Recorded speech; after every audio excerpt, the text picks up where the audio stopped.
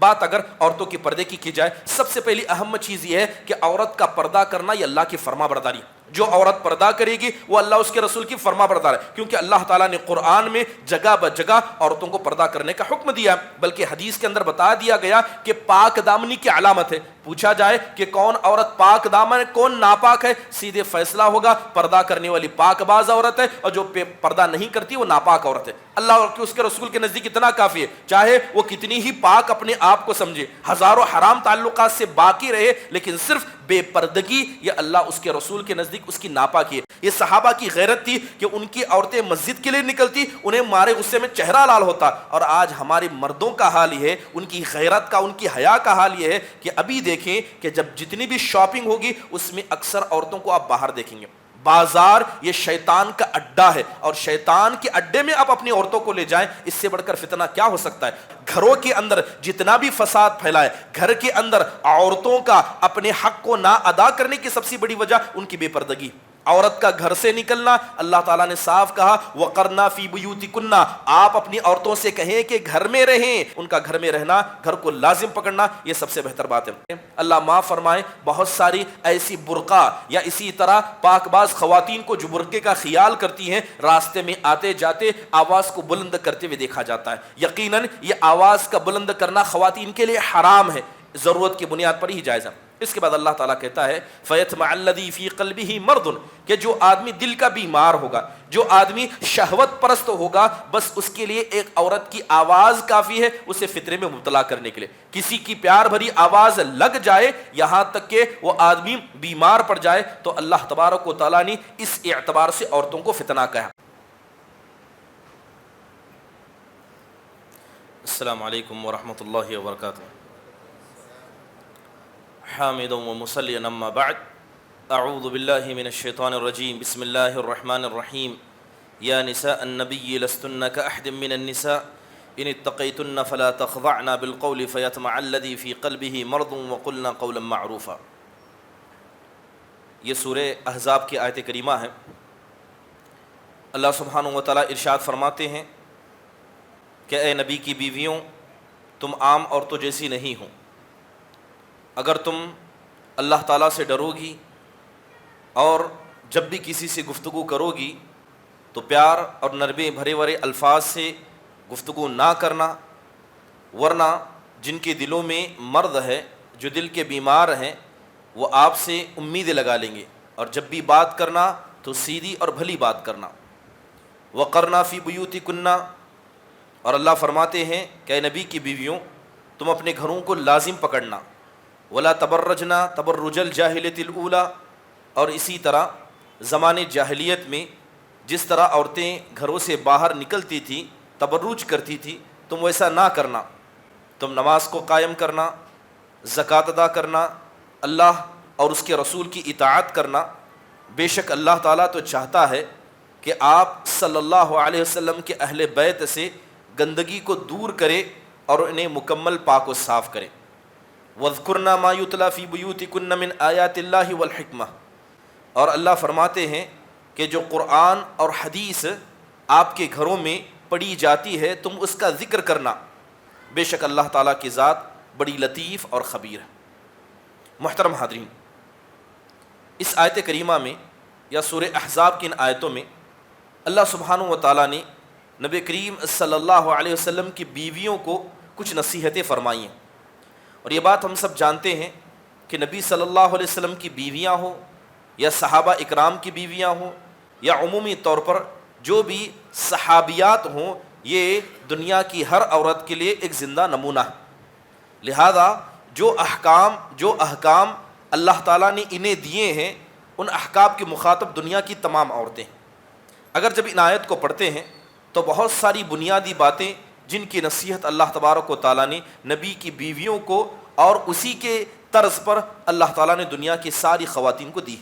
سب سے پہلی نصیحت اللہ تعالیٰ نے کہا ہے کہ نبی کی بیویوں، تم عام عورتوں جیسے نہیں ہو، تم نبی کی بیوی ہو، تم نبی کے گھر والی ہو، لہذا عام عورتوں جیسا تمہارا مقام اللہ کے نزدیک نہیں ہے۔ جس طرح نبی کا ایک بلند مقام عام انسانوں کے مقابلے میں ہے، ویسے ہی عام عورتوں میں اللہ تعالیٰ کے نزدیک تمہارا مقام بلند ہے۔ اس سے کچھ باتیں ہمیں سمجھ میں آتی ہیں.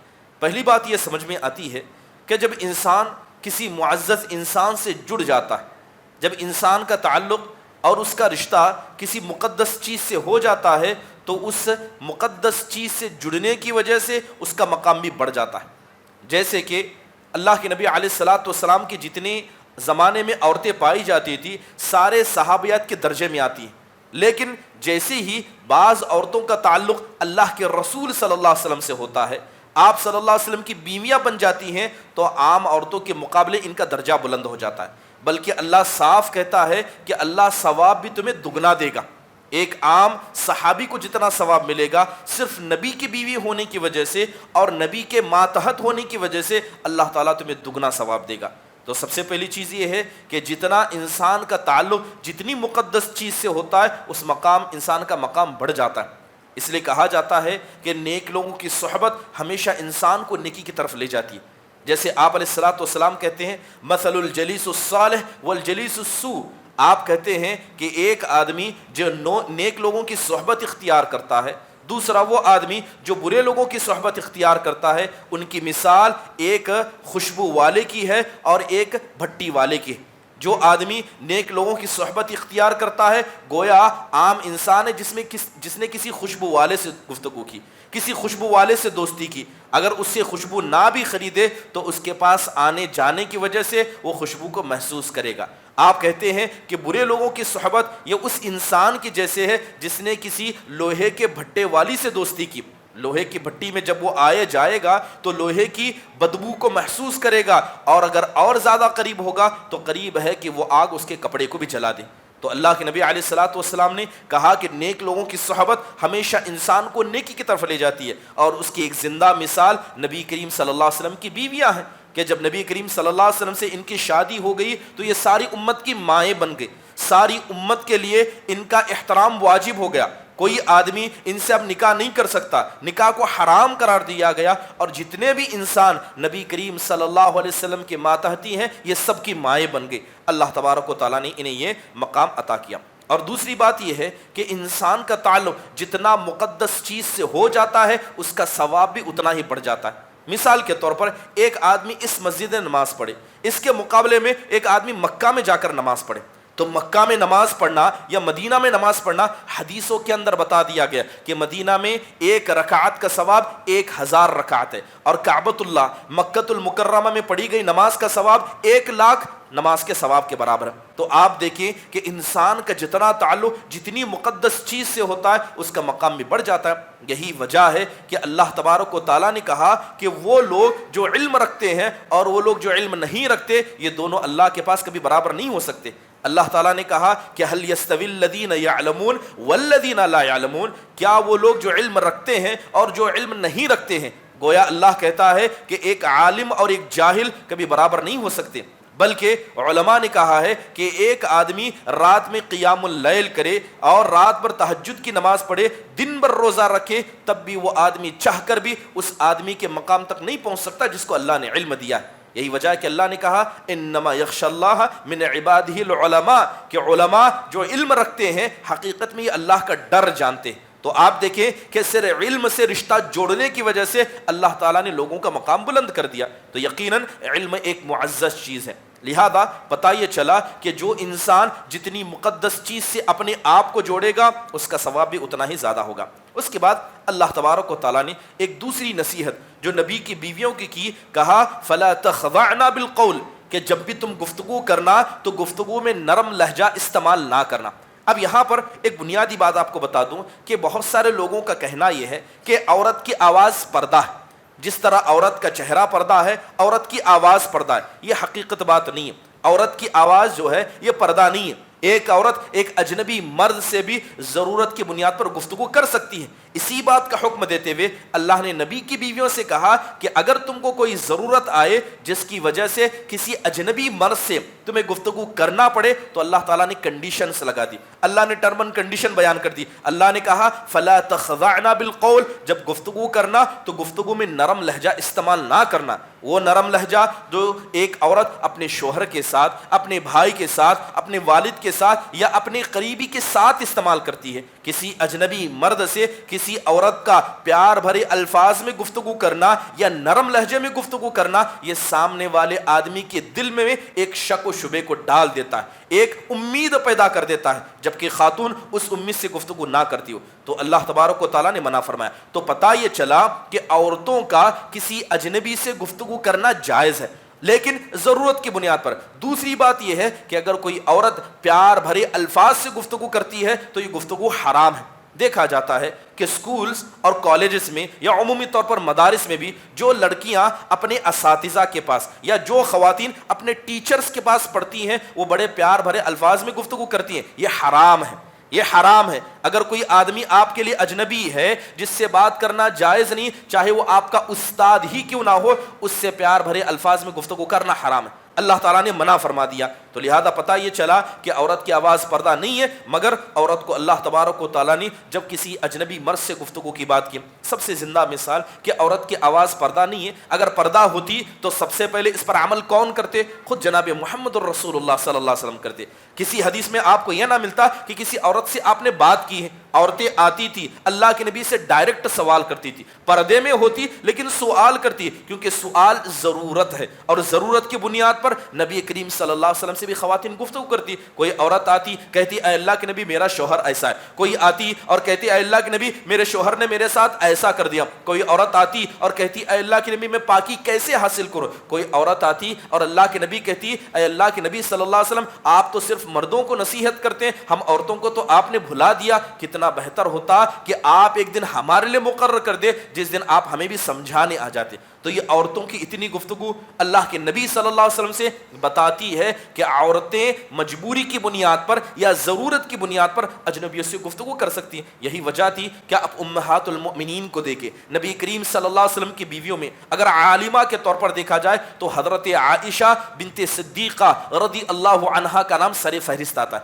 حضرت عائشہ اللہ کے نبی صلی اللہ علیہ وسلم کے انتقال کے بعد حدیثوں کو بیان کیا کرتی اور آپ کی مجلس میں صحابہ اکرام تابعین اکرام آیا کرتے اور آ کر بیٹھا کرتے اور علم حاصل کیا کرتے. حضرت عائشہ پردے میں ہوتی مگر برابر بات چیت چلتی رہتی کیونکہ یہ علم کا تقاضا تھا. تو لہذا پتہ یہ چلا کہ عورت کی آواز پردہ نہیں ہے، لیکن اس کا مطلب یہ بھی نہیں ہے کہ عورتیں مردوں کی مجلس میں جائیں یا مردوں کے سامنے سے گزریں تو اپنی آواز کو بلند کریں، عورت کی حیا کہیں، یا عورت کے لیے ضروری ہے کہ ضرورت نہ ہو تو جہاں مرد آتے جاتے ہو اپنی آواز کو کم کیا کریں. اللہ معاف فرمائے بہت ساری ایسی برقع یا اسی طرح پاک باز خواتین کو جو برقعے کا خیال کرتی ہیں راستے میں آتے جاتے آواز کو بلند کرتے ہوئے دیکھا جاتا ہے. یقیناً یہ آواز کا بلند کرنا خواتین کے لیے حرام ہے، ضرورت کی بنیاد پر ہی جائز ہے. اس کے بعد اللہ تعالیٰ کہتا ہے فَيَطْمَعَ الَّذِي فِي قَلْبِهِ مَرْضٌ، کہ جو آدمی دل کا بیمار ہوگا، جو آدمی شہوت پرست ہوگا، بس اس کے لیے ایک عورت کی آواز کافی ہے اسے فطرے میں مبتلا کرنے کے لیے.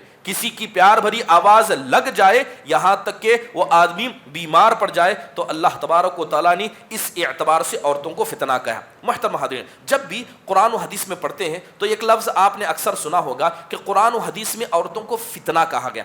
عورتیں مردوں کے لیے کیا ہے؟ فتنہ ہے. اب اگر میں آپ سے سوال کروں کہ فتنہ کہتے کسے، تو اصل میں فتنے کا مفہوم سمجھنا ضروری ہے. فتنے کا مطلب یہ لفظ فتنہ عربی ہے اور عربی میں جب بھی فتنہ یفتنو آتا ہے تو اس کا مطلب ہوتا ہے آزمائش کی چیز.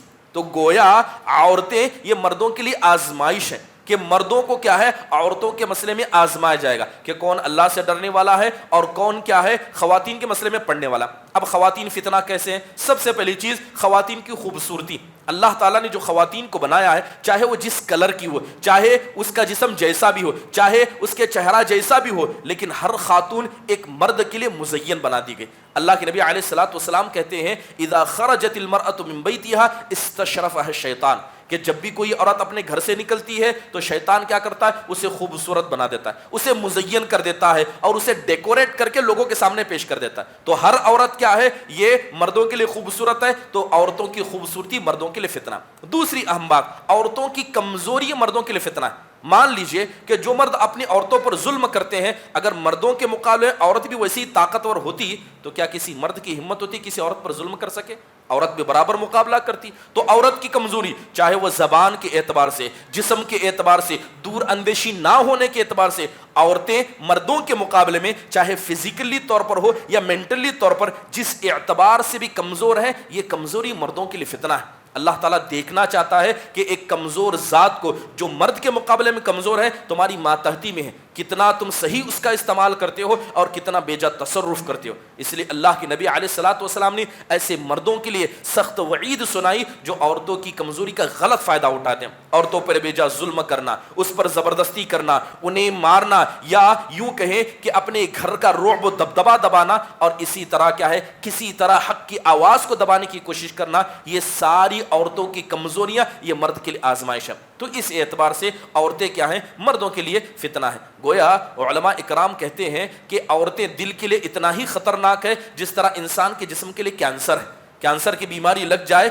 فرسٹ سٹیج سے سیکنڈ سٹیج، اس کے بعد تھرڈ سٹیج، اس کے بعد اللہ ہی رحم فرمائے۔ ایسے ہی جس آدمی کے دل میں عورت کی بیماری لگ گئی، عورت کی خواہش آ گئی، وہ خواہش دھیرے دھیرے بڑھتی جائے گی، اور جب وہ خواہش بڑھتی جاتی ہے تو انسان کا دل کیا ہے؟ مردہ ہو جاتا ہے۔ اب وہ آدمی اپنے دل کی خیر بنائے۔ اس لیے اللہ کے نبی نے حدیثوں کے اندر فرمایا ما ترکت بعدی فتنة اضر علی الرجال من النساء، کہ میں نے اپنے بعد عورتوں سے بڑھ کر کوئی اور فتنہ مردوں کے لیے نہیں چھوڑا۔ محترم حاضرین، اب بات کی جائے کہ عورت کی آواز کی بلند کرنے کی، تو اہم بات یہ ہے کہ عورتوں کو آواز بلند نہیں کرنا چاہیے، جہاں بھی رہیں اپنی اپنی آواز کو کم کریں۔ اس کے بعد اللہ نے کہا وَقَرْنَ فِي بُيُوتِكُنَّ، اے اللہ کے نبی علیہ الصلوۃ والسلام آپ اپنی گھر کی عورتوں کو کہیں کہ وہ اپنے گھروں کو لازم پکڑیں۔ گویا عورت کا گھر میں رہنا یہ اس کے لیے خیر کی باعث ہے، بلکہ آپ جانتے ہیں کہ جس طرح مردوں کا نماز با جماعت مسجد میں پڑھنا واجب ہے، اللہ تعالیٰ نے ایسی بہت ساری ذمہ داری سے عورتوں کو آزاد کیا۔ عورتوں کو کہا جاتا ہے کہ اگر وہ مسجد میں آ کر نماز پڑھتی ہیں تب بھی ان کا اپنے گھر میں نماز پڑھنا افضل ہے۔ جس طرح ایک آدمی تنے تنہا نماز پڑھے تو اسے ایک نماز کا ثواب ہے، جماعت کے ساتھ نماز پڑھے تو 25 گنا سے لے کر 27 گنا ہے۔ یہی مثال عورتوں کے لیے، مسجد میں پڑھیں گی تو 1 گنا ہے، اپنے گھر میں پڑھیں گی تو 25 سے 27 گنا ثواب ہے۔ تو گویا عورتوں کا مسجد گھر میں نماز پڑھنا زیادہ افضل ہے، مسجد میں ان کا نماز پڑھنا افضل نہیں ہے۔ دوسری اہم بات، تو اللہ تعالیٰ نے عبادت کے مسئلے میں بھی عورتوں کو گھر میں رہنے کا حکم دیا۔ تو اگر عورتیں عبادت کے علاوہ گھر سے باہر نکلیں گی تو یہ خیر کی بات ہرگز نہیں۔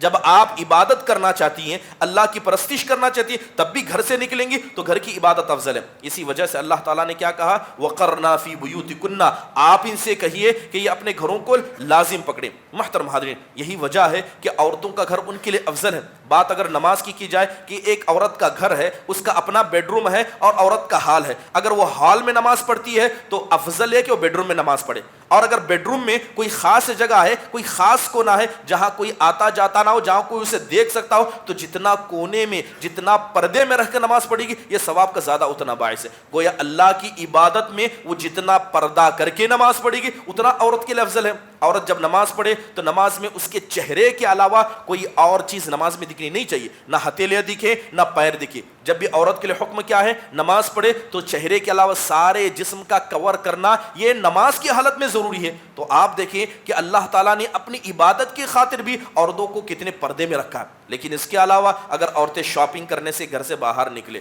مہمانوں سے ملاقات کرنے گھر سے باہر نکلے، سہیلیوں سے ملاقات کرنے کے لیے باہر سے نکلے، تو یہ چیزیں یہ عورتوں کے لیے عذاب ہے، یہ چیزیں عورتوں کے لیے فتنہ ہے۔ اگر صحابہ اکرام کا زمانہ تھا کہ صحابہ کو پسند نہیں تھا کہ ان کی عورتیں گھر میں یا مسجد میں آ کر نماز پڑھیں، صحابہ اس کو بھی پسند نہیں کرتے تھے۔ بڑی عظیم الشان شخصیت، بلکہ یوں کہیں کہ مسلمانوں کے دوسرے خلیفہ حضرت عمر بن خطاب رضی اللہ عنہ جب اپنی عورت کو، اپنی بیوی کو گھر سے نماز مسجد کی طرف جاتے ہوئے دیکھتے، آگ کی طرح چہرہ لال ہو جاتا، لیکن روک نہیں سکتے تھے کیونکہ اللہ کے نبی نے منع کیا۔ آپ نے کہا کہ لا تمنعن اماء اللہ المساجد اللہ، کہ جو اللہ کی بندیاں ہیں اگر یہ اللہ کے گھر جانا چاہتی ہے روکو مت، اگرچہ ان کا گھر میں نماز پڑھنا افضل ہے لیکن روکو مت۔ حضرت عبداللہ بن عمر اپنے ابا کو دیکھتے کہ غصے سے پھولے نہ سماتے تو کہتے ابا جان امی جب مسجد جاتی ہیں تو آپ کا چہرہ کیوں لال ہو جاتا ہے؟ جا کر اپنی امی سے کہتے کہ ابا ناراض ہو رہے ہیں آپ مت جائیے، تو ان کی امی کہتی جاؤ اپنے ابا سے کہو کہ مجھے منع کر کے دکھائیں، کیونکہ انہیں بھی پتا تھا کہ اللہ کے نبی کے علیہ الصلوۃ والسلام کی حدیث انہیں روکتی ہے۔ یہ صحابہ اکرام کی شخصیت تھی،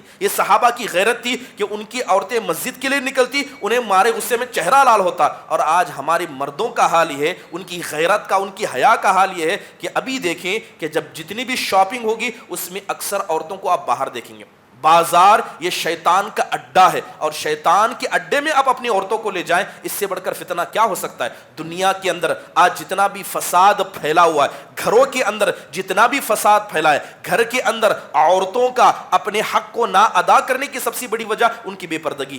عورت کا گھر سے نکلنا، اللہ تعالیٰ نے صاف کہا وَقَرْنَا فِي بُيُوتِكُنَّ، آپ اپنی عورتوں سے کہیں کہ گھر میں رہیں، گھر میں رہیں، ان کا گھر میں رہنا، گھر کو لازم پکڑنا، یہ سب سے بہتر بات ہے۔ اللہ تعالیٰ کہتا ہے انما یرید اللہ لیذھب عنکم الرجس اہل البیت، اللہ تو چاہتا ہے کہ اللہ کے نبی علیہ الصلوۃ والسلام جو آپ کے گھر والے ہیں اللہ ان سے گندگی کو دور کریں۔ اب یہاں جس گندگی کی بات کی گئی اس میں دو چیزیں، ایک تو آواز کو نرم انداز سے بات کرنا اور گھر سے نکلنا۔ آپ دیکھیں اللہ تعالیٰ نے کسے گندگی کہا کہ جو بھی عورت گھر سے باہر نکلتی ہے وہ گندگی کا کام کرتی ہے، جو بھی عورت غیر مردوں کے سامنے نرم لہجے سے بات کرتی ہے گندگی ہے۔ اللہ تعالیٰ کہتا ہے کہ اللہ تعالیٰ حکم دیتا ہے کہ غیر مردوں سے بات نہ ہی کرو، اگر ضرورت پڑے تو سیدھی بات کرو، دوسری بات گھر سے نہ ہی نکلو۔ اللہ تعالیٰ چاہتا ہے کہ تم کو گندگی سے بچائے، اور عورتوں کے لیے گندگی کیا ہے؟ گھر سے باہر نکلنا، چاہے کسی کام کے لیے بھی نکلے وہ گندگی ہے، اور دوسرا کسی بھی مرد سے نرمی سے گفتگو کرے یہ گندگی ہے۔ اللہ تعالیٰ چاہتا ہے کہ اس گندگی سے نبی کے گھر والوں کو بچا دیا جائے۔ محترم حاضرین، اس کے بعد اللہ تعالیٰ نے نبی کی بیویوں سے کہا کہ نبی کی بیویاں گھر میں رہیں، نماز پڑھیں، زکوٰۃ دیں، تو اللہ تعالیٰ ان ساری گندگیوں سے نبی کے بیوی کو بچا دے گا۔ اب محترم حاضرین، جہاں تک بات پردے کی ہے، یا یوں کہیں کہ دو چیزیں ہیں، ایک ہے انسان کا جسم کو پاک و صاف رکھنا، ایک ہے انسان کے دل کو پاک و صاف رکھنا۔ تو آپ جانتے ہیں کہ جسم کو پاک و صاف رکھنے کا اسلام حکم دیتا ہے، لیکن کوئی آدمی جسم کے پاکی صفائی کا خیال کرتا ہے مگر دل کی پاکی صفائی کا خیال نہیں کرتا ہے، تو ایسا آدمی ایسا ہے کہ ظاہر میں تو درخت اچھا ہے مگر اندر سے پورا سڑا گلا ہے۔ تو لہذا جو لوگ اپنے دل کی پاکی صفائی کا خیال نہیں کرتے، یا عمومی طور پر جو عورتیں اپنے آپ کو گندگی سے پاک و صاف نہیں رکھتی ہیں، یقیناً وہ عورتیں اس میں شامل ہو جاتی ہیں۔ محترم حاضرین، بات اگر عورتوں کے پردے کی جائے، اسلام نے عورتوں کے پردے کے حوالے سے بہت ساری بنیادی باتیں کہی ہیں۔ اگر عورتوں کے پردوں کے حوالے سے بات کی جائے تو اسلام نے بہت ساری کنڈیشن اور بہت سارے شروط لگائے۔ اگر بات کی جائے کہ سب سے پہلے بات عورتوں کے پردے کی جائے، پردہ کرنا ضروری کیوں ہے؟ سب سے پہلی بات یہ ہے کہ پردہ عورت کے مکمل جسم کا ہوگا۔ اسلام نے عورت کو العورہ کہا ہے۔ عربی میں جب العورہ کہا جاتا ہے تو اس سے مراد ہوتا ہے شرمگاہ، یعنی چھپانے کی چیز۔ کہا جاتا ہے المرأۃ عورۃ، کہ پوری کی پوری عورت چھپانی والی ہے، نہ اس کا ناخن دیکھا جائے گا، نہ اس کا بال دیکھا جائے گا، نہ اس کے پیر دیکھے جائیں گے، یہاں تک کہ اللہ نے منع کیا کہ اس کی آنکھیں بھی نہ دیکھی جائیں، کیونکہ آنکھیں یہ فتنوں کی جگہ ہیں، آنکھیں فتنوں کی جگہ ہیں۔ آنکھ کا اشارہ کافی ہے ایک انسان کے دل میں امید جگانے کے لیے، لیکن یہی آنکھیں جب کاجل لگا کر باہر نکلے، یہی آنکھیں کالا برقع پہن کر باہر نکلے، یہی آنکھیں جس کی کوئی قید نہ ہو اور جدھر چدھر ادھر جاتی رہیں، تو یقیناً یہ آنکھیں سب سے بڑا فتنہ بن جاتی ہیں، اور اللہ معاف فرمائے ایسا فتنے میں ہماری اکثر گھر کی عورتیں شامل ہیں، الا من رحم ربی۔ محترم حاضرین، بات اگر عورتوں کے پردے کی جائے، سب سے پہلی اہم چیز یہ ہے کہ عورت کا پردہ کرنا یہ اللہ کی فرما برداری۔ جو عورت پردہ کرے گی وہ اللہ اس کے رسول کی فرما بردار ہے، کیونکہ اللہ تعالیٰ نے قرآن میں جگہ بجگہ عورتوں کو پردہ کرنے کا حکم دیا، بلکہ حدیث کے اندر بتا دیا گیا کہ پاک دامنی کی علامت ہے۔ پوچھا جائے کہ کون عورت پاک دامن ہے، کون ناپاک ہے، سیدھے فیصلہ ہوگا پردہ کرنے والی پاک باز عورت ہے، اور جو پردہ نہیں کرتی وہ ناپاک عورت ہے۔ اللہ اور اس کے رسول کے نزدیک اتنا کافی ہے، چاہے وہ کتنی ہی پاک اپنے آپ کو سمجھے، ہزاروں حرام تعلقات سے باقی رہے، لیکن صرف بے پردگی یہ اللہ اس کے رسول کے نزدیک اس کی ناپاکی ہے، بلکہ ابھی قرآن میں بتا دیا اس کو گندگی کہا گیا۔ گندگی جس طرح اللہ نے شرک کو گندا کہا ہے، اس طرح اللہ تعالیٰ نے عورتوں کا نامردوں سے گفتگو کرنا یا عورتوں کا کیا ہے آواز کو یا اپنے گھر سے باہر نکلنا گندگی۔ اسی لیے اللہ تبارک و تعالیٰ نے جگہ جگہ نبی کریم صلی اللہ علیہ وسلم کی بیویوں کو منع فرمایا۔ اللہ تعالیٰ نبی کریم صلی اللہ علیہ وسلم سے کہا کہ اللہ کے نبی صلی اللہ علیہ وسلم آپ کی جب عورتیں گھر سے نکلے تو انہیں حکم دیا گیا کہ اپنے سینوں پر دوپٹوں کو ڈال لیا کریں، اپنے چہروں کو چھپا لیا کریں۔ کیوں چھپا لیا کریں؟ کیونکہ ایک عورت جب پردہ کر کے نکلتی ہے تو اسے سمجھا جاتا ہے کہ عورت با پردہ ہے، یہ ایک مومنہ خاتون ہے، ایک عزت دار خاتون ہے، لہذا جو آدمی ایمان رکھے گا کبھی کسی عزت دار خاتون کو نہیں ستائے گا۔ اور ایک بات اہم بات ہے کہ بہت سارے ایسے شریر کہیں یا ایسے گھروں کے بگڑے کہیں یا اللہ معاف فرمائے ایسے بد اخلاق لڑکے ہیں جو برقعے والی خواتین کو بھی چھیڑتے ہیں۔ ایک بات یاد رکھیں کہ ایک آدمی ایک عورت کو چھیڑتا ہے، جو عورت کیا ہے؟ بے پردہ ہے، لیکن اس کے مقابلے میں جو کسی پردہ دار خاتون کو چھیڑتا ہے، اللہ تعالیٰ نے ایسوں کے لیے دردناک عذاب کا وعدہ کیا۔ اللہ تعالیٰ نے کہا ان الذین یؤذون المؤمنین والمؤمنات بغیر ما اکتسبوا، کہ جن لوگوں نے مومن مردوں کو، مومن عورتوں کو بغیر کسی جرم کے ستایا یا بغیر کسی جرم کے انہیں ستایا، اللہ تعالیٰ نے عذاب علیم کا وعدہ ایسے لوگوں سے کر رکھا۔ تو لہذا جو عورت برقعے میں ہوگی اس کی عزت کرنا، اسے دیکھ کر اپنی نگاہوں کو چھپا لینا، اسے دیکھ کر راستہ بدلنا، یا جس راستے میں ہو اس راستے میں یا جس سمت میں ہو سمت بدلنا، یہ ایمان والوں کی علامت ہے۔ لیکن جو آدمی برقعے والی خواتون کی بیچ سے گزرے کہے کہ عورتیں ہیں انہیں شرم کرنا چاہیے، ہمیں شرم کیوں کرنا ہے، یقیناً ایسے آدمی کے بے ایمان ہونے کے لیے چیز کافی ہے۔ تو اللہ تعالیٰ نے کیا کہا کہ عورت کا پردہ یہ اس کی پاکی کی علامت ہے، اور جو عورت پاک ہو اس عورت کا احترام کرنا ہر مرد پر واجب و ضروری ہے۔ اس میں فرق نہیں پڑتا کہ لڑکی جوان ہے یا بوڑھی ہے، جو بھی برقعے والی خاتون ہے اس کی عزت کرنا ہر مسلمان کے لیے ضروری ہے، کیونکہ وہ عورت اللہ کے نزدیک پاک باز ہے، اور جو عورت اللہ کے نزدیک پاک باز ہو اور اگر کوئی آدمی اس کا احترام نہ کرے تو ایسے آدمی کو اپنے ایمان کی خیر منانی چاہیے۔ محترم حاضرین، عورت کا حجاب، عورت کا برقع یہ اس کی دل کی پاکی کی علامت ہے۔ دل کی پاکی، ابھی کہا گیا کہ ایک جسم کی پاکی ہے، ایک دل کی پاکی ہے، تو اللہ تبارک و تعالیٰ نے اسے دل کی پاکی کہا۔ اللہ تعالیٰ قرآن میں کہتا ہے وَإِذَا سَأَلْتُمُوهُنَّ مَتَاعًا فَاسْأَلُوهُنَّ مِنْ وَرَاءِ حِجَابٍ ذَلِكَ أَطْهَرُ لِقُلُوبِكُمْ وَقُلُوبِهِنَّ۔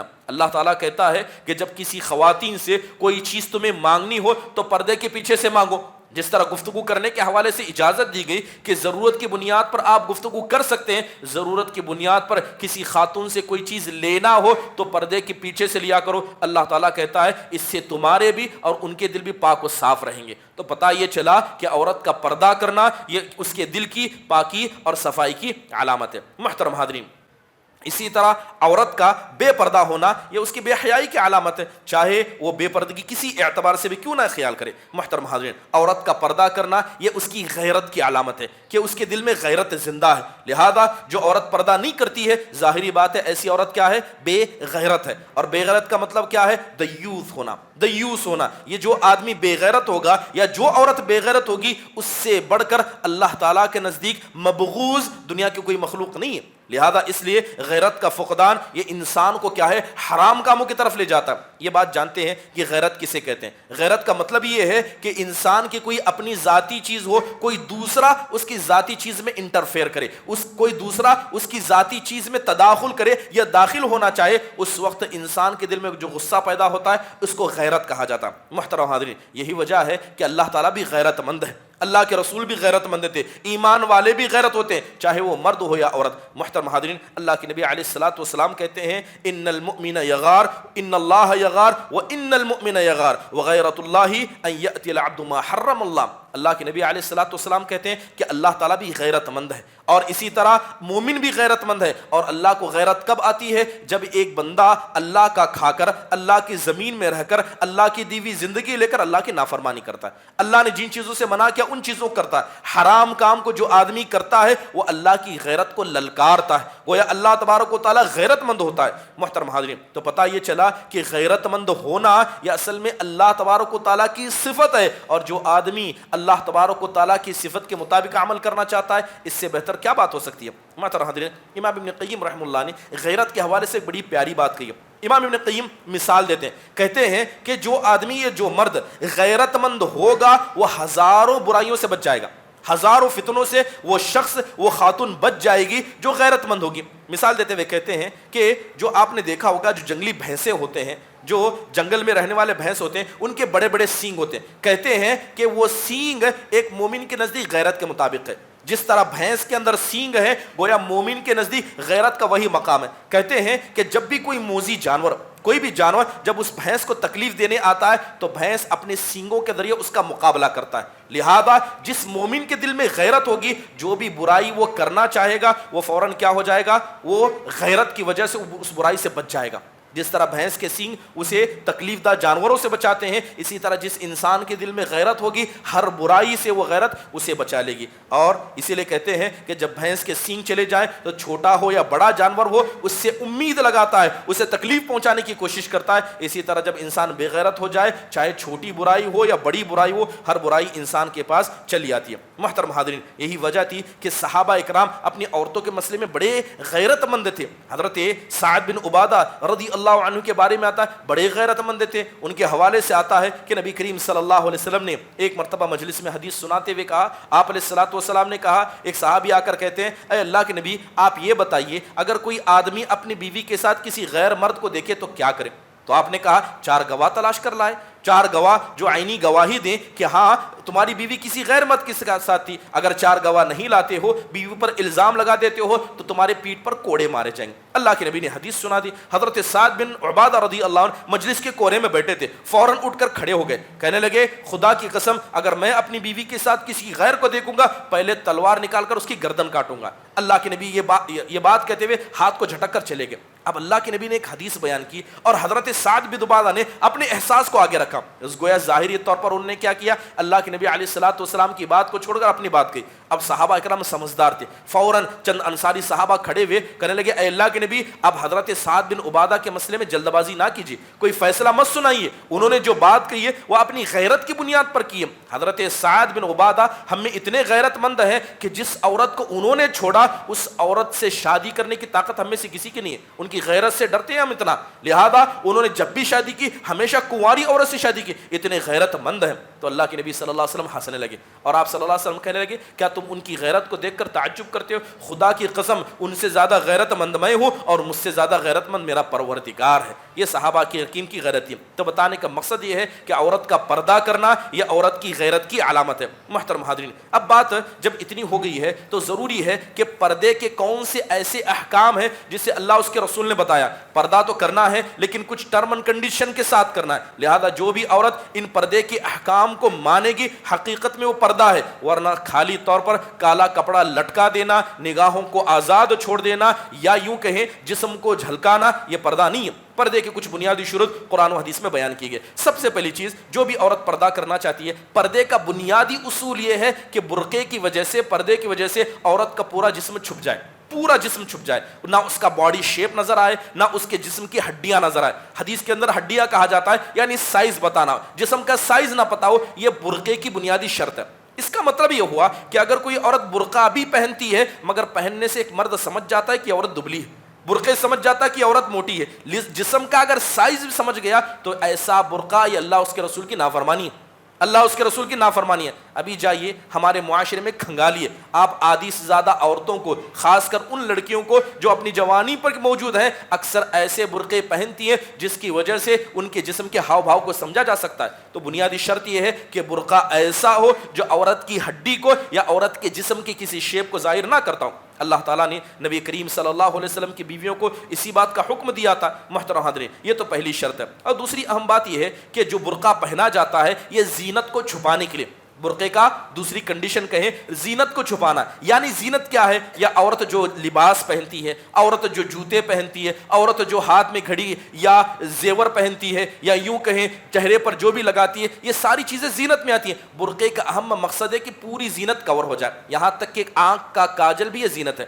عورتیں آنکھ میں کاجل کیوں لگاتی ہیں؟ زینت کے لیے لگاتی ہیں. اور برقعے کی سب سے پہلی کنڈیشن کیا ہے کہ زینت جو بھی ہو اسے چھپایا جائے. اگر کوئی عورت برقع پہنتی ہے، آنکھ میں کاجل لگا ہے اور اس کے آنکھ کے کاجل کو دوسرا مرد دیکھ لیتا ہے تو گویا اس پردے نے اس عورت کے زینت کو چھپانے میں پوری مدد نہیں کی. بہت ساری خواتین کو دیکھا جاتا ہے چپل ایسے پہنتے ہیں، جوتے ایسے پہنتے ہیں جس میں سینڈلز ہوتی ہیں، اور آپ جانتے ہیں سینڈلز ہو یا شوز ہو اگر ان کا سول مضبوط ہو، ہارڈ ہو تو اس کی وجہ سے چلنے کی ٹک ٹک آواز آتی ہے. جب اللہ تعالیٰ نے منع کیا کہ تمہاری آواز سے فتنہ ہے، تو اسی طرح یہ زینت جو جوتے یا چپل کی شکل میں، سینڈل کی شکل میں ہے، اس کی آواز بھی مردوں کے لیے فتنہ ہے. لہذا اس کی آواز میں جو برقع باہر نکالے وہ برقع بھی کیا ہے؟ حقیقت میں اللہ اس کے رسول کے فرما برداری کے مطابق نہیں. تو دوسری اہم بات یہ ہے کہ برقع بذات خود زینت نہ ہو، یہ زینت کو چھپانے کا ذریعہ ہو. محترم حاضرین، زینت کا مطلب یہ ہے کہ برقع سیدھا سادہ ہو، جیسے کہ بہت ساری اللہ ایسی ہماری خواتین کو جزائے خیر دے، یا اللہ تعالیٰ دنیا میں ایسا بہتر بدلہ دے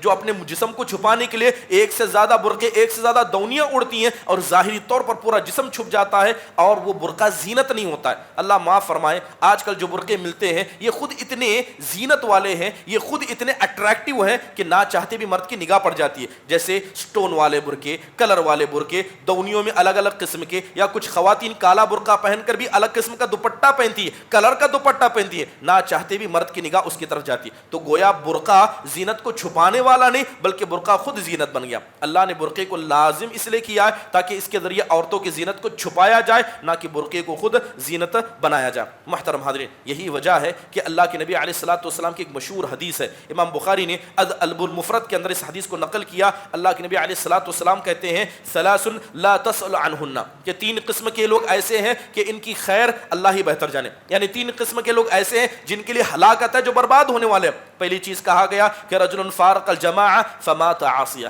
وہ انسان جو جماعت کو چھوڑ دے، وہ انسان جو مسلمانوں کی ایک اکٹھا جماعت ہے اس کو چھوڑ کر چلا جائے اور اللہ کی نافرمانی میں مر جائے تو ایسے انسان ہلاک ہونے والا ہے۔ پھر آپ نے فرمایا امتن او عبد من سیدہ ومات، کہا کہ ایسا غلام یا ایسی لونڈی جو اپنے آقا کی نافرمانی کرتی ہے اور نافرمانی کی حالت میں ایسا غلام یا ایسی لونڈی مر جاتی ہے تو یقیناً ایسا لونڈا، ایسی لونڈی ہو یا یوں کہیں کہ ایسا مرد ہو، یہ اللہ اس کے رسول کے نزدیک کیا ہے؟ ہلاکت کا باعث ہے۔ پھر اس کے بعد اللہ کے نبی علیہ الصلوۃ والسلام نے عورت کا ذکر کیا، کہا وامرأۃ غاب عنہا زوجہا، کہا کہ وہ عورت جس سے اس کا شوہر غائب ہو جائے اور اس کا شوہر اس کی پوری کفالت کرتا ہے، پورا خرچ اٹھاتا ہے، اس کا شوہر اس سے غائب ہو جاتا ہے، فتبرجت بعدہ فلا تسألہن، اس کا شوہر نہیں ہے، اس کی پوری کفالت کر رہا ہے، پورا خرچہ اٹھا رہا ہے، اس کے بعد وہ عورت بے پردہ ہو جاتی ہے، تبرج کرتی ہے، یا یوں کہیں گھر سے باہر نکلتی ہے، تو ایسی عورت ہلاک ہونے والوں میں سے۔ لہذا ایسی عورتیں جو شوہروں کی اجازت کے بغیر گھر سے نکلتی ہیں یا جن کا شوہر گھر میں موجود نہیں ہے اور گھر سے باہر نکلتی ہیں، خاص کر جب کہ شوہر ان کا پورا خیال کرتا ہے، تو ایسی عورت کو اپنے مسئلے میں خیر منانی چاہیے۔ محترم حاضرین، اس کے علاوہ برقعے کا ایک اہم بنیادی قانون یہ ہے، برقعے کی شرط یہ ہے کہ برقع تنگ نہ ہو، برقع تنگ نہ ہو یا شفاف نہ ہو، جسے انگلش کے اندر ٹرانسپیرنٹ کہا جاتا، اتنا پتلا، اتنا ہلکا نہ ہو کہ ایسے آج کل دیکھیں کہ مارکیٹ میں ایسے برقعے آئے ہیں یا ایسے دوپٹے آئے ہیں جو اتنا ہلکے ہوتے ہیں، اتنے ٹرانسپیرنٹ رہتے ہیں کہ اگر کوئی خاتون کیا ہے دوپٹہ اوڑھ بھی لے تو سر کے بال نظر آنے لگتے ہیں، کپڑا پہن بھی لے، برقع پہن بھی لے تو جسم کے کیا ہے جو کپڑے پہنے وہ نظر آنے لگتے ہیں، یا بسا اوقات برقعے اتنے چھوٹے ہیں کہ پیر نظر آتے ہیں، برقعے اتنے چھوٹے ہیں کہ جسم کے جو پیر کے نیچے جو ہلکا سا کپڑا ہے وہ نظر آنے لگتا ہے۔ تو لہذا کوئی بھی کپڑا تنگ نہیں ہونا چاہیے، کیونکہ اگر عورت ایسا لباس پہنے، ایسا برقع پہنے جو تنگ ہے تو ایسی عورت کیا ہے؟ نبی کریم صلی اللہ علیہ وسلم کی اس وعید میں آ جاتی ہے جس کے اندر اللہ کے نبی نے قیامت کے نشانوں کو ذکر کرتے ہوئے کہا تھا سیکون فی آخری زمان نساء کاسیات عاریات ممیلات مائلات۔ اللہ کے نبی نے کہا کہ ایک زمانہ آئے گا جب لوگ قیامت کے قریب ہو جائیں گے تو ایسی عورتوں کو دیکھا جائے گا جو لباس تو پہنی ہوں گی مگر جسم کے اعتبار سے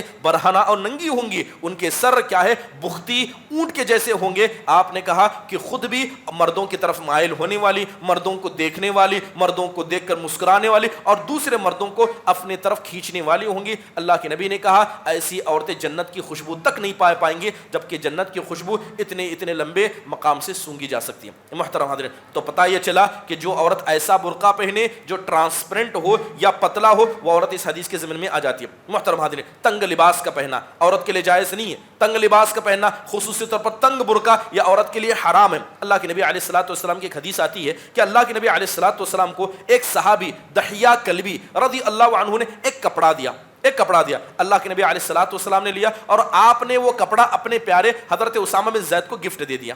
اب اللہ کے نبی نے جب حضرت اسامہ کو گفٹ دیا تو اللہ کے نبی دیکھ رہے تھے کہ کئی دن پہلے دیا تھا مگر کبھی حضرت اسامہ نے اس کپڑے کو پہنا نہیں تھا، تو اللہ کے نبی نے پوچھا تم نے اس کپڑے کا کیا کیا جو میں نے تم کو دیا تھا؟ تو کہنے لگے اے اللہ کے نبی میں نے اپنی بیوی کو دے دیا۔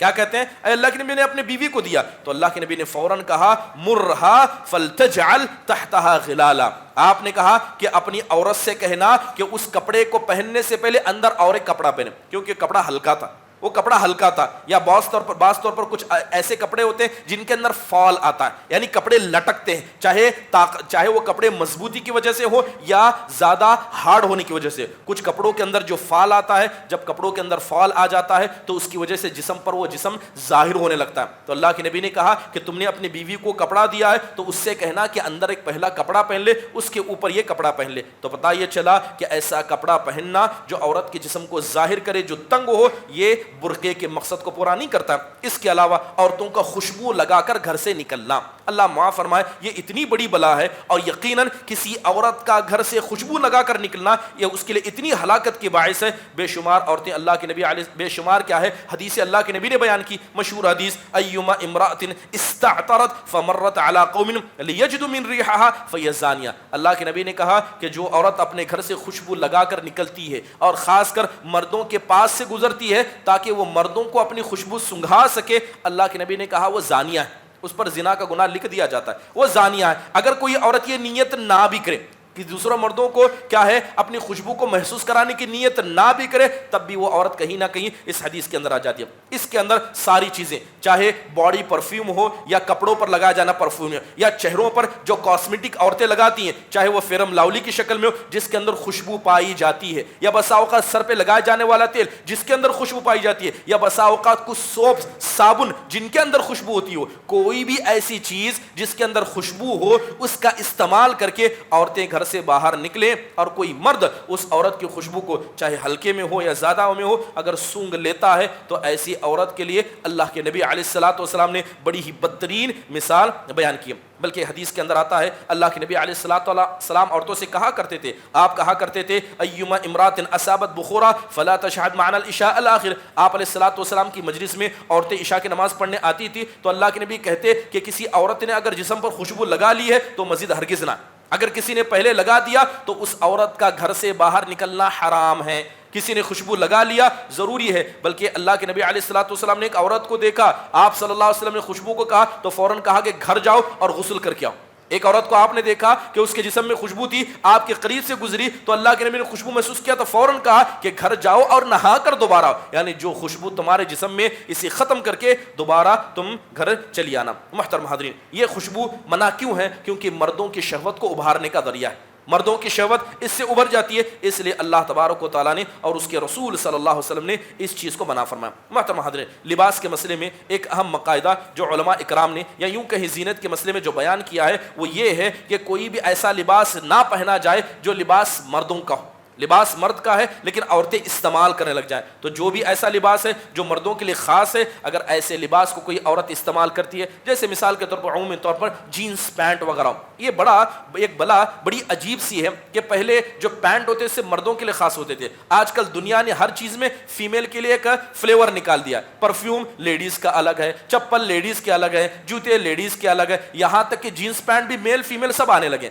جبکہ حقیقت میں چیزیں مردوں کے لیے تھی۔ جو بھی چیز عورت کے جسم کو نہ چھپائے ایسی چیز کا عورت کا پہننا جائز نہیں ہے۔ اللہ معاف فرمائے، بہت ساری ایسی خواتین کو دیکھا جاتا ہے جو ایسے پینٹس پہنتی ہیں یا یوں کہیں ایسے کپڑے ایسے پینٹ پہنتی ہیں جو جسم کے شیپ کو پوری طرح ظاہر کرتی ہیں، چاہے وہ یوگا پینٹ کی شکل میں ہو یا عمومی طور پر جو جسم سے چپکنے والے ازار وغیرہ آتے ہیں، یہ ساری چیزیں کسی عورت کے لیے جائز نہیں کہ گھر میں بھی پہنے، خاص کر گھر میں جب باپ موجود ہو، گھر میں سسر موجود ہو، گھر کے اندر دیور موجود ہو یا کوئی بھی اجنبی آدمی جس سے پردہ کرنا ضروری ہے، یہاں تک کہ اگر گھر کے اندر لڑکے بچے بھی ہو تو کسی عورت کے لیے جائز نہیں کہ وہ بے پردگی کرے یا ایسے پینٹ وغیرہ پہنا کرے۔ محترم حاضرین، تو مردوں کی مشابہت کرنا یہ حرام ہے۔ اسی طرح بہت ساری خواتین کو دیکھا جاتا ہے کہ ایسے کپڑے پہنتی ہیں جو کپڑے کافر خواتین پہنتی ہیں۔ جس طرح مردوں کی مشابہت میں پہننا حرام ہے، اسی طرح اگر کسی کافر خاتون نے ٹرینڈ کے طور پر یا بطور برانڈ ایسا کوئی کپڑا پہنا ہے، ان کی کاپی میں اگر کوئی مسلمان خاتون ایسا کپڑا پہنتی ہے تو ایسا کپڑا بھی اسلام اسے حرام قرار دیتا ہے، کیونکہ وہ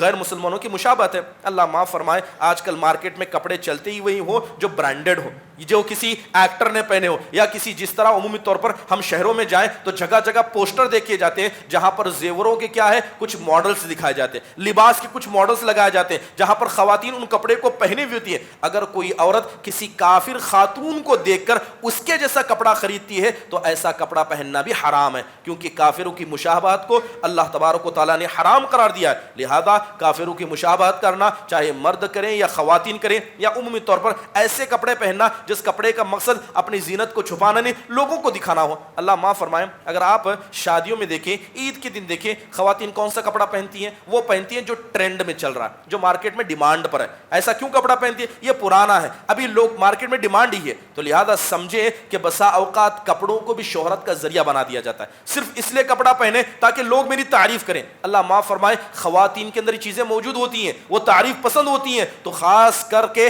گھر کے اندر عید کے موقع پر یا شادی بیاہ کے موقع پر ایسے کپڑے خریدے جاتے ہیں جس کا مقصد صرف دوسروں کو دکھانا ہے، تاکہ کوئی عورت یہ نہ کہے کہ گزشتہ شادی میں یہ پہنا تھا، مجھے نیا کپڑا چاہیے، کیونکہ میں نہیں چاہتی کہ کپڑا وہی دوہرا کر پہنوں، ورنہ عورتیں یہ کہیں گے کہ یہ تو پرانا کپڑا پہن کر ہے۔ بسا اوقات صرف دوسروں کو دکھانے کے لیے، دوسروں کی تعریف سننے کے لیے اگر کوئی عورت کپڑا پہنتی ہے تو کپڑا پہننے کا جو مقصد اللہ اس کے رسول نے بتایا، اس مقصد سے وہ عورت بھٹک جاتی ہے۔ اور بات اگر کریں شہرت کے لباس کی، ٹرینڈ والے کپڑوں کی، یا ایسا کپڑا کہیں جس کے ذریعے انسان مشہور ہو جاتا ہے، شہرت پا جاتا ہے، لوگ تعریف کرنے لگے کہ فلاں کی بیٹی نے بہت اچھا کپڑا پہنا تھا، صرف شہرت کی وجہ اگر کپڑا پہن جائے، اللہ کے نبی نے سخت وعید سنائی۔ اللہ کے نبی کہتے ہیں من لبس لباس شہرت فی الدنیا البسہ اللہ لباس مذلۃ یوم القیامہ ثم الہب فیہ نارا، کہ جس انسان نے مشہور لباس کو پہنا، ایسا لباس کو پہنا جس کے لباس کو پہننے کے بعد لوگ اس کی تعریف کرنے لگے یا لوگ اس کے تعلق سے گفتگو کرنے لگے،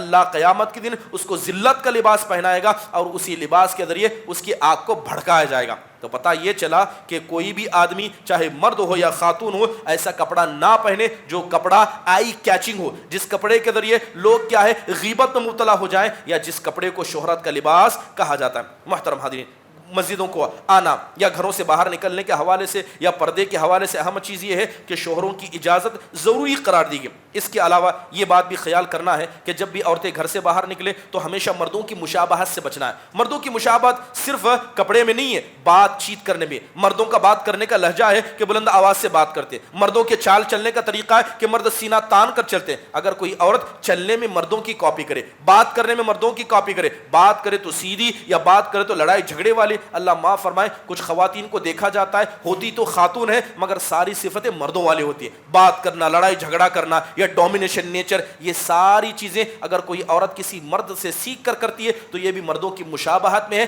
جسے اللہ تعالیٰ نے حرام قرار دیا، جسے اللہ نے حرام قرار دیا۔ چلنے میں عورتوں کے اندر کہا جاتا ہے کہ ان کے چلنے میں نرمگی ہو، آہستہ چلا کریں۔ عورتوں کو منع کیا گیا کہ عورتیں نہ دوڑیں، یہاں تک کہ آپ دیکھیں کہ اسلام نے ہر اس کام سے منع فرمایا جس کی وجہ سے ایک عورت کی زینت ظاہر ہو سکتی ہے۔ جن لوگوں نے بھی عمرہ کیا ہوگا، حج کیا ہوگا، جب یہ لوگ سعی کرنے جاتے ہیں، صفا مروہ کی سعی کرتے ہیں، صفا سے نکلتے مروہ جاتے ہیں تو وہاں پر ایک گرین لائٹ آتی ہے، وہاں پر کہا جاتا ہے کہ تیز دوڑا جائے گا۔ مردوں کو حکم ہے کہ تیز دوڑے، لیکن عورتوں کو منع کیا کہ وہاں تیز نہیں دوڑنا، کیونکہ جب ایک عورت تیز دوڑے گی اس کا جسم ظاہر ہو سکتا ہے، اس کے چھپے ہوئے کپڑے ظاہر ہو سکتے ہیں، تو اسلام نے اس قدر منع فرمایا۔ بلکہ عورت کے چلنے میں حیا ہونی چاہیے، اور حیا کب ہوگی؟ جب وہ آہستہ چلے گی۔ اللہ کے نبی علیہ الصلوۃ والسلام کبھی آہستہ چلا نہیں کرتے، آپ کی سنت تھی کہ آپ تیز چلا کرتے۔ حدیث میں بتاتے ہیں کہ اللہ کے نبی چلتے تو ایسا لگتا آپ ڈھلان سے نیچے اتر رہے ہیں۔ جب آدمی ڈھلان سے نیچے اترتا ہے تو کیا کرتا ہے؟ تیز تیز چلتا ہے۔ یہ اللہ کے نبی کی صفت تھی، مردوں کو تیز چلنا ہے اور عورتوں کو کیا کرنا ہے؟ آہستہ چلنا ہے۔ آہستہ چلنے میں عورتوں کی حیا ہے۔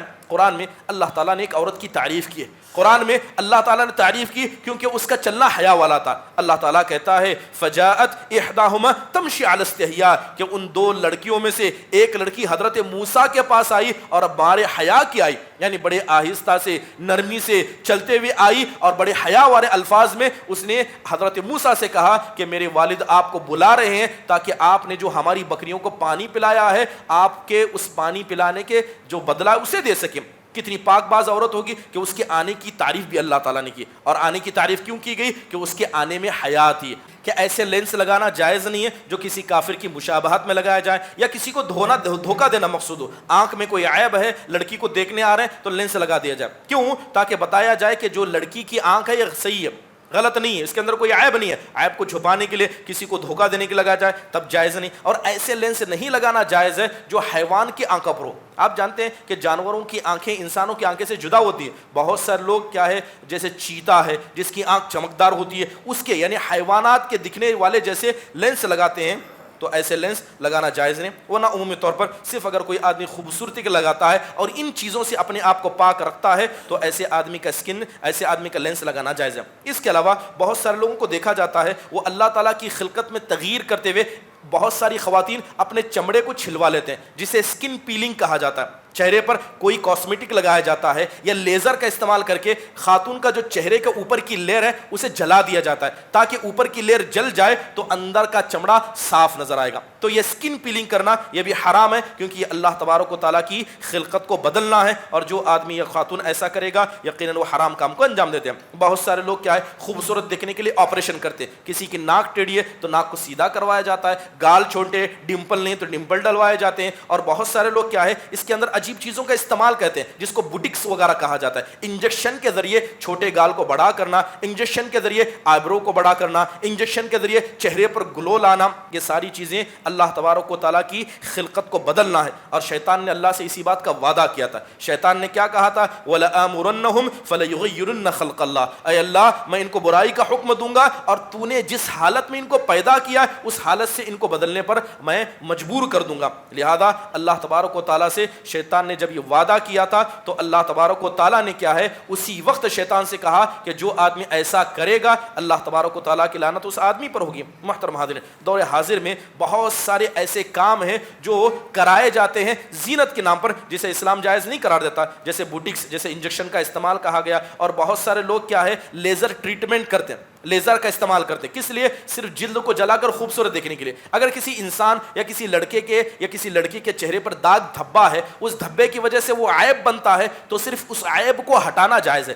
کوئی چیز عیب ہے تو عیب کو ہٹانا جائز ہے، ورنہ صرف خوبصورت دیکھنے کے لیے لیزر ٹریٹمنٹ کرنا اسے اسلام جائز قرار نہیں دیتا. محترم حاضرین، اس کے علاوہ بے شمار ایسے کام ہیں جو خوبصورتی کے نام پر کیے جاتے ہیں، چاہے کئی قسم کے لیزر ٹریٹمنٹس ہو، چہرے کے جلد کو ہٹانا ہو یا چہروں پر انجیکشن لگا کے گلو لانا ہو. یقیناً اگر کوئی آدمی ایسا کوئی بھی کام کرتا ہے یا کوئی خاتون ایسا کوئی بھی کام کرتی ہے جس کی وجہ سے کیا ہے اللہ تعالیٰ کی خلقت میں بدلاؤ آتا ہے تو اللہ تعالیٰ اسے پسند نہیں فرماتا.